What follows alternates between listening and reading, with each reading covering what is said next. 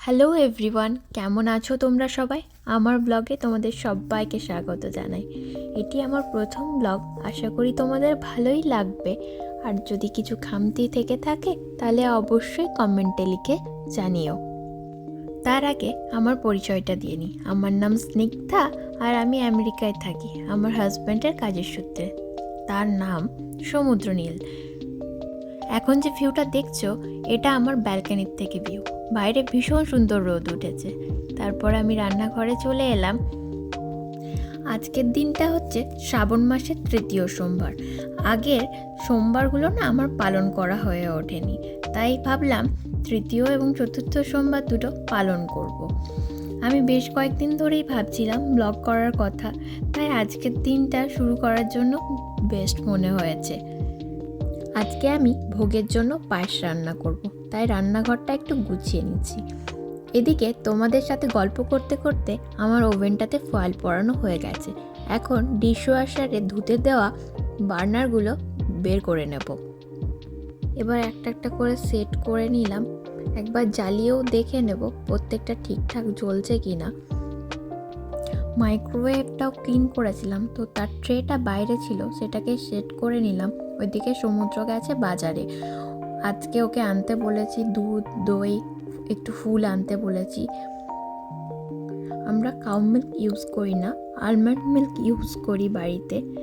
আর দই বাড়িতে ছিল, কিন্তু ফ্রিজের কোনো জিনিসই আমি ভোগের জন্য ইউজ করি না, তার জন্য ওকে সব কিছু ফ্রেশ আনতে বলেছি। এদিকে আমি স্নান করে একটা কার্টুনের কুর্তি পরে নিয়েছি। আর কুর্তিটা তোমাদেরকে আমি দেখাচ্ছি, একটু লুজ হয়ে গেছে। বেশি কিছু সাজুগুজু করিনি, কোথাও তো বেরোনো নেই, বাড়িতেই পুজো করব। দুটো স্টাড পরে নিয়েছি আর একটু লিপ বাম লাগিয়ে নিয়েছি। এই হচ্ছে আমার সাজ। এদিকে কিচেনে চলে এসেছি। আবার যা যা লাগবে হাতের সামনে গুছিয়ে নিয়েছি। কাজু, কিশমিশ, দুধ, চিনি। প্রথমে দুধটাকে একটু জাল দিয়ে নেব। এই দুধটা না বেশিক্ষণ জাল দিতে সময় লাগে না, কারণ ফুল ফ্যাট দুধ আমি এখানে ইউজ করি। কিছুক্ষণ ফুটলে গাঢ় হয়ে যায়। আমি 3-4 বারে দুধটা দেব। প্রথমে খানিকটা দুধের মধ্যে আমি চালটা সেদ্ধ করে নেব, তারপর একটু করে দুধ মিশিয়ে মিশিয়ে পায়েসটা আস্তে আস্তে অল্প আঁচে হবে। দুধটা ফুটে আস্তে আস্তে আমি এখানে এলাচ, তেজপাতা এগুলো বের করে রাখছিলাম। আর এই যে লাল লাল জিপ প্যাকগুলো দেখছো, এটার মধ্যে আমি ঠাকুরের সমস্ত ড্রাই জিনিসগুলো ভরে রাখি। আর এদিকে দুধটা মোটামুটি ফুটে আসা শুরু করেছে। একটু তলাটা নাড়িয়ে নিলাম যাতে তলায় লেগে না যায়। এরপর এটার মধ্যে এলাচ আর তেজপাতাটা দিয়ে দেব। তারপর খানিকক্ষণ ফুটতে দেব, যাতে এলাচের গন্ধটা খুব সুন্দরভাবে দুধের মধ্যে মিশে যায়। আজকে আমি পায়েসের জন্য গোবিন্দভোগ চাল ইউজ করছি। চালটা ভালো করে ধুয়ে জল ঝরতে দিয়েছিলাম, এখন সেটাই নিয়ে এলাম।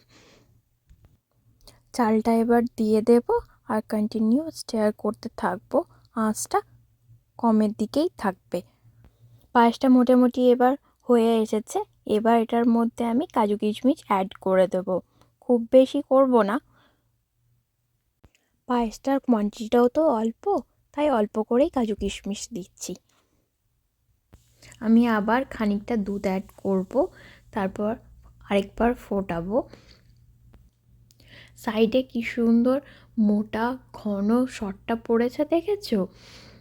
এবার পায়েস রেডি হয়ে গেছে। এটার মধ্যে শুধু চিনিটা অ্যাড করলেই হয়ে যাবে। আমার কাছে পাটালি গুড় ছিল, কিন্তু সেটা ফ্রিজে আছে। তোমাদেরকে তো আগেই বললাম যে ফ্রিজের কোনো জিনিস আমি ভোগে ইউজ করি না, তাই আর কি আমি চিনি ইউজ করছি। এখানে আমি 6 চামচ মতো চিনি দিয়েছিলাম। মিষ্টিটা একদম ঠিক হয়েছিল, বেশি হয়ে যায়নি।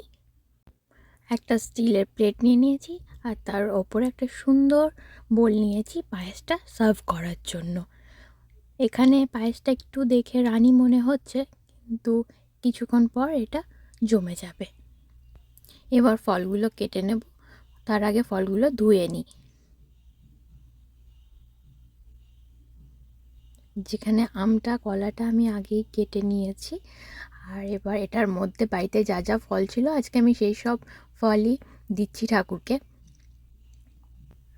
আম, কলা, স্ট্রবেরি, ব্লুবেরি আর সাথে কয়েকটা খেজুর, এই 5 রকমের ফল দিয়েই আজকে আমি পুজো দেব।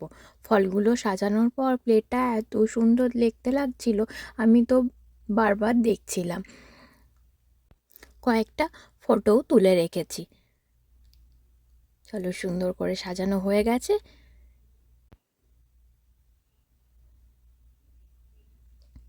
এবার প্লেটটা নিয়ে গিয়ে ঠাকুরের সামনে নামিয়ে আসি। আর এদিকে সমুদ্র অফিসের কলে ছিল, তার মধ্যে প্লেটটা দেখেছে, দেখে আমাকে বলছে খুব সুন্দর সাজানো হয়েছে। আর এই যে দেখে নাও, আমার শিব বাবা, এখানে রয়েছে মা কালী, এখানে রয়েছে হনুমানজি, তারপর রয়েছে গনু আর মা লক্ষ্মী। এখানে আমি ঘিয়ের প্রদীপ আর ধূপকাঠিগুলো সাজিয়ে নিয়েছি। আর সমুদ্রকে ফুল আনতে বলেছিলাম, ও আমাকে 2টো গাছ এনে দিয়েছে, ভালোই হয়েছে। এগুলো আমি আবার টবে লাগিয়ে দেবো। আর এখানে পঞ্চামৃতর জন্য ঘি, মধু, দই, গঙ্গাজল এর সমস্ত কিছু আমি রেডি করে রেখেছি। পায়েসটাও নিয়ে গিয়ে নামিয়ে দিলাম ঠাকুরের সামনে। এবার আমি বাকি জোগাড়গুলো করে নেব। কাজের মধ্যে বাকি হচ্ছে পঞ্চামৃত বানানো। বিয়ের আগে শিব পুজোর জোগাড় করিনি, মাই করে দিত সবটা, আর আমি গিয়ে জলটা শিবের মাথায় ঢেলে আসতাম, সেটা শ্রাবণ মাসের কোনো একটা সোমবার। আমাদের বাড়িতে কুলদেবতা হচ্ছে শিব আর মা কালী, তো আমাদের মন্দিরে গিয়েই জল ঢেলে আসতাম।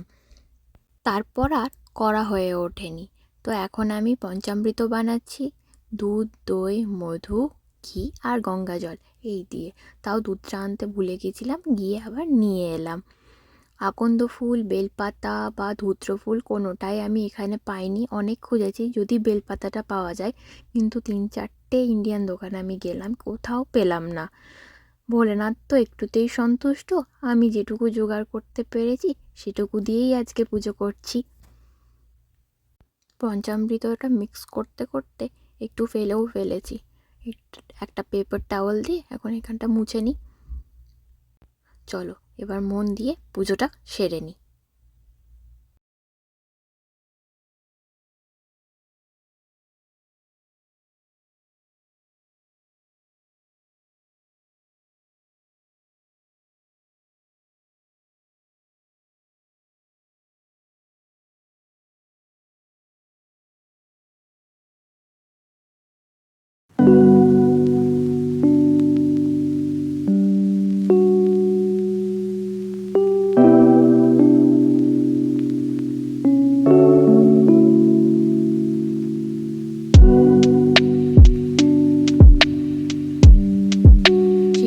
হয়ে গেছে, এবার মা কালী, হনুমানজি, গনু, মা লক্ষ্মী সবার পায়ে ফুল দিয়ে আমি রেগুলার যে মন্ত্রপাঠগুলো করি সেগুলো করে নেব।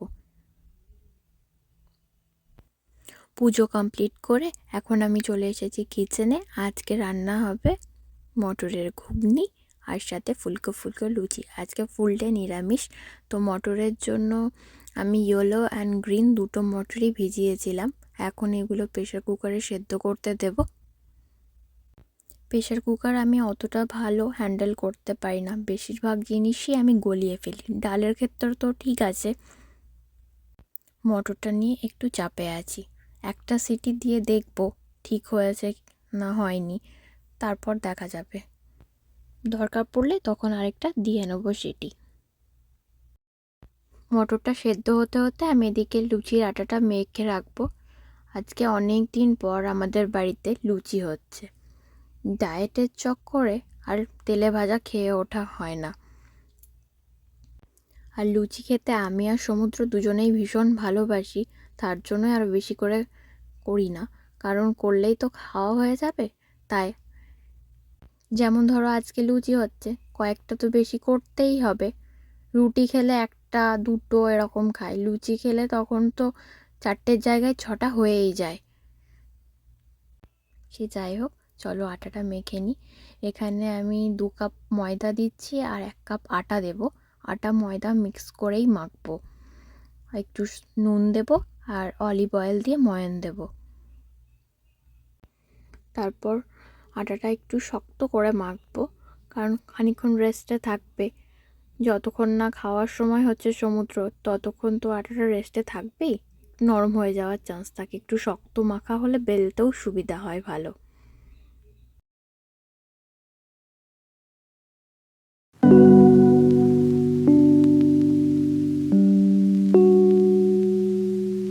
আটাটা মাখা হয়ে গেছে, এবার এটা একটু তেল মাখিয়ে প্লাস্টিক র্যাপ মুড়িয়ে রেখে দেবো রেস্টের জন্য। আর এই জায়গাটা একটু ক্লিন করে নেব, কারণ আমি এই কাউন্টার টপের মধ্যেই লুচিটা বেলে থাকি। এবার ঘুগনির প্রিপারেশনটা করে নিই। এখানে আমি একটা আলু নিয়েছি আর দুটো টমেটো নিয়েছি। এই আলুটা ছোট ছোট করে কেটে ঘুগনির মধ্যে দেব।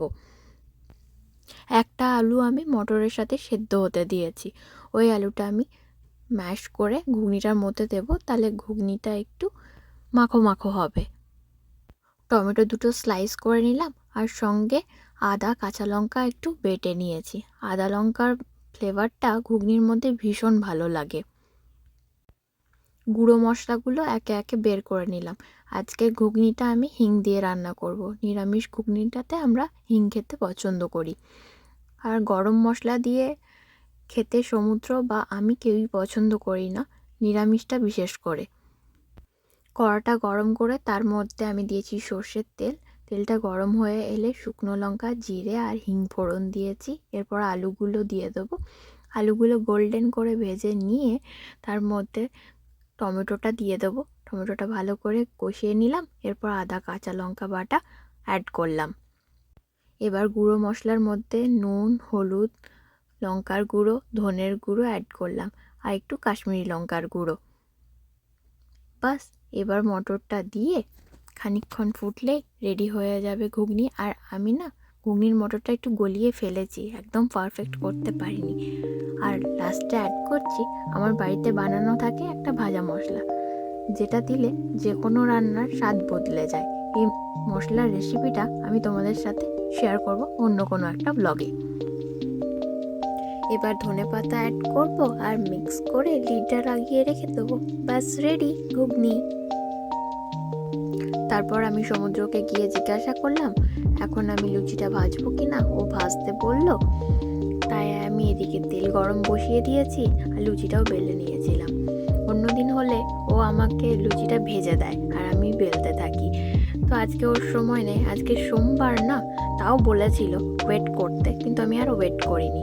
আর আমি লুচিটা নিয়ে একটু টেনশনেও ছিলাম, লুচিটা ফুলবে কি ফুলবে না। তো প্রথমটা একটু কম ফুলেছে, তারপর থেকে লুচিগুলো খুব সুন্দর ফুলেছে। এই দেখো কি সুন্দর ফুলেছে না। এই যে ভোগের পায়েস আর এখানে ঘুগনি। তারপর ও উঠে এসে আমাকে বলছে ঘুগনির মধ্যে নারকেল দাওনি। আমি বলছি না, বললো ঠিক আছে আমি ভেজে দিয়ে দিচ্ছি। আমি একদম ভুলে গেছিলাম। তারপর সুন্দর করে থালাটা গুছিয়ে সমুদ্রকে খেতে দিলাম। ফুলকো ফুলকো লুচি, পায়েস আর ঘুগনি। আজকের ব্লগটা এইটুকুই। কেমন লাগলো কমেন্টে লিখে জানিও, আর ভালো লাগলে লাইক শেয়ার করতে ভুলো না কিন্তু। আবার দেখা হচ্ছে নতুন একটা ব্লগে।